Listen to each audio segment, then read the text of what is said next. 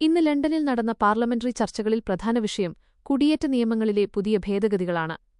മലയാളികൾ ഉൾപ്പെടെയുള്ള കെയർ വർക്കർമാരുടെ കുടുംബാംഗങ്ങളെ ഡിപെൻഡൻസ് കൊണ്ടുവരുന്നതിനുള്ള നിരോധനം നീക്കണമെന്നാവശ്യപ്പെട്ട് ചില ലേബർ പാർട്ടി എംപിമാർ തന്നെ രംഗത്തെത്തിയത് പ്രവാസികൾക്ക് ചെറിയൊരു പ്രതീക്ഷ നൽകുന്നുണ്ട്.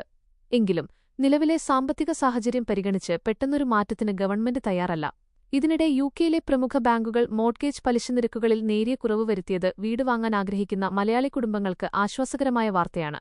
പ്രതിവർഷം 38,700 പൗണ്ട് എന്ന പരിധിയിൽ മാറ്റമില്ലെങ്കിലും ഐ.ടി. ഹെൽത്ത് കെയർ സെക്ടറുകളിൽ സ്പെഷ്യലിസ്റ്റ് റോളുകൾ ചെയ്യുന്നവർക്ക് ശമ്പള പരിധിയിൽ ചില ഇളവുകൾ നൽകാൻ ഹോം ഓഫീസ് ആലോചിക്കുന്നുണ്ട്.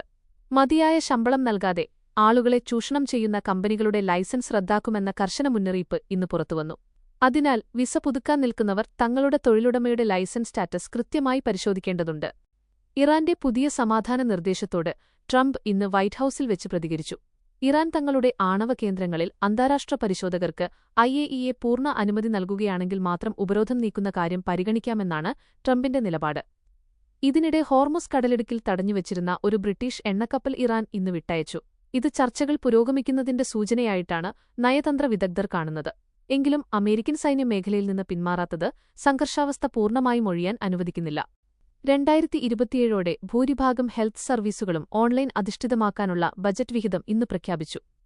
ഇത് സൂചിപ്പിക്കുന്നത് വരും കാലങ്ങളിൽ സാധാരണ നഴ്സിംഗ്, കെയർ ജോലികളേക്കാൾ സാങ്കേതിക വിജ്ഞാനമുള്ള ഹെൽത്ത് വർക്കർമാർക്കായിരിക്കും യുകെയിൽ കൂടുതൽ ഡിമാൻഡെന്നാണ്. സാമ്പത്തിക വിദഗ്ധരുടെ അഭിപ്രായത്തിൽ യുദ്ധം അവസാനിച്ചാൽ ഇന്ധനവില കുറയുമെങ്കിലും യുകെയിലെ ജീവിതച്ചെലവ് കോസ്റ്റ് ഓഫ് ലിവിംഗ് പഴയ നിലയിലേക്കെത്താൻ കുറഞ്ഞത് 2 വർഷമെങ്കിലും എടുത്തേക്കും.